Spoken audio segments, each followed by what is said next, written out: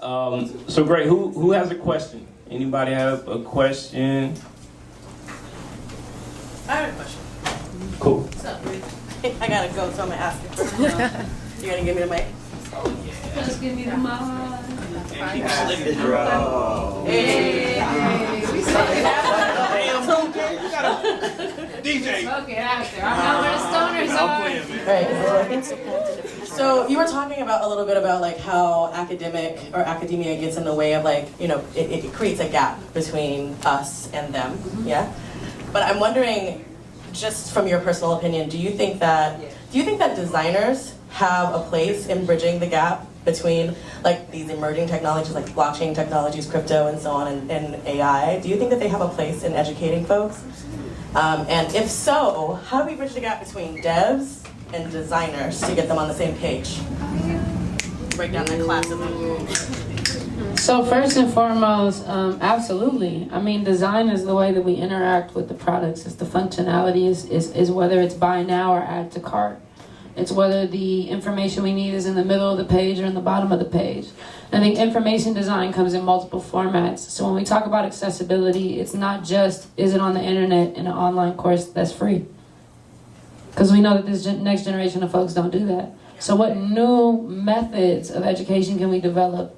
And design has a lot to do with that, because the way that we consume information now is so content driven. So it's not like, go design me some cool Instagram TV videos, although I wouldn't be mad if you did, right? It's like, how do we redesign the way we express our information through these technology platforms to be culturally accessible, to be informationally accessible, and to be cognitively accessible, which is different too. Because I could literally have a short sentence, but if you have no context about what machine learning is, doesn't matter how simple my example is, you won't have the information accessibility, and then if I over-explain it, you won't have the cognitive accessibility to grab it, because we process information differently when you don't have an academic background, because you're not going to know what the fuck a participatory study is. You might. Yeah. You might, but like, you know? And so I think the designers play a fundamental role. And I think that the gap between designers and dev is because of the way that the way that we split up tasks. And I think like bridging any gap, you just have to figure out when you're building your projects, how you can bridge that gap and do that in a, like redesign the process of collaboration in your space to try to make it easier for them to connect.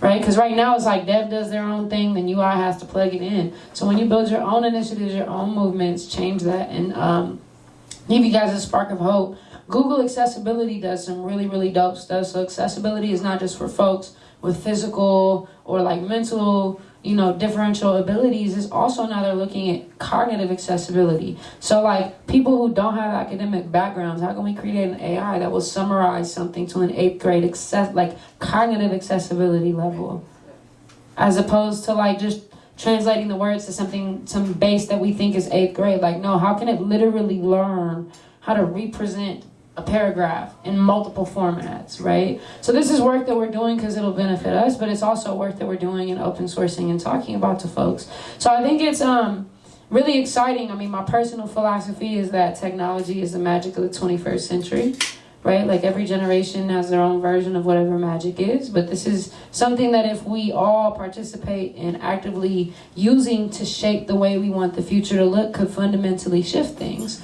And so I think everyone plays a key role in how that looks, from whether it's participating in us trying to understand how that works so that we can do it better, to people creating content in a different way, to people fundamentally changing the way user experience works, right? To fundamentally changing the way that we collaborate, which, I mean, in order, I think to answer your question, the dev and the like design gap, it hasn't been done on an institutional level. So we have to figure it out. You know? What's user experience? Just So like you have UI and UX, right? So UX is like how it works, right? So it's like the way, the function, like where do we put this image? Where do we put the like part where you buy? When we put it there, is it like, does it say buy now or add to cart? It's like, how do you experience the technology? How many clicks does it take you to get to checkout? why is it that way? Where are the ads presented? Why are they presented there? It's like basically understanding why it looks the way it looks, and user interface is the way it looks. It's the interface. It's the way it looks. It's like color palette, design patterns. If you use like material versus like bootstrap design versus like, I'm so glad I forgot what Microsoft was called. What was it called? The little design thing they got. Fluid design, right? Yeah, fluid design. And so like these different design patterns, how the colors are picked, how it's like some of that is intersectional. So like how it's arranged and stuff is both design, UI and UX, right? But like then you have like UX researchers who are people who literally will go out and like survey people using the app to understand statistically how they like it. So UX can be a combination of like I'm researching to like I'm also advocating for these changes to be made in the product because of the research. So it's hella multifunctional. It just depends on which part of the job you land in. And the user interface again is like how does it look? Are our buttons round enough? Are they the right shade of pink? You know? It really does matter though. It does.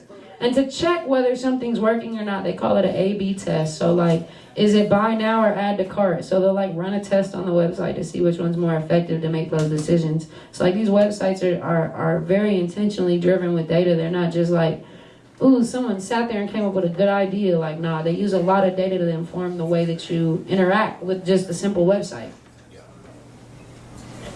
Yeah, the reason why I wanted you to say what, UI and user experience is, right? Because not everybody knows what that is. So, yeah, you definitely need to drop your own podcast.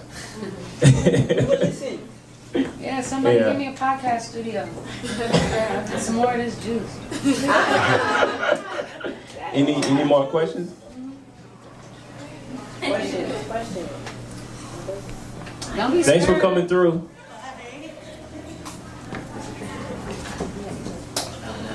Can I say something?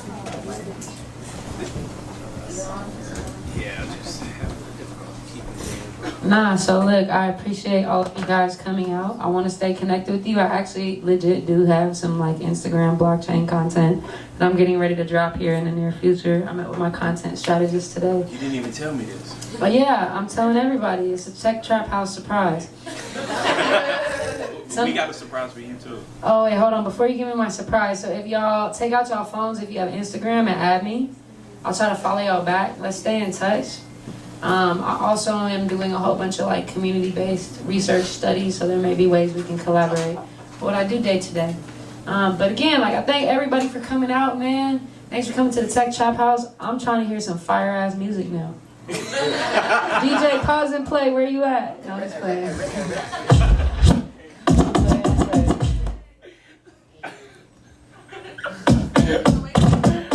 Yeah, right now. You told them to pull out their phones. You told them to pull out their phones. What did you want to do? What did you? Ooh, that's how you know that drink hit. Ooh, no, I'm just playing. No, so my Instagram is Tech with X. So TECHWITH and the letter X. So if you can't find her, go to the Real Tech Trap House, and we did a whole like spread on her, so you can find her. Yeah. And follow us too. Shit. All right, thanks, X. This is like great. I wish we had like more time. Like for real, you dropping juice. If someone wants to help me set up a podcast, I will.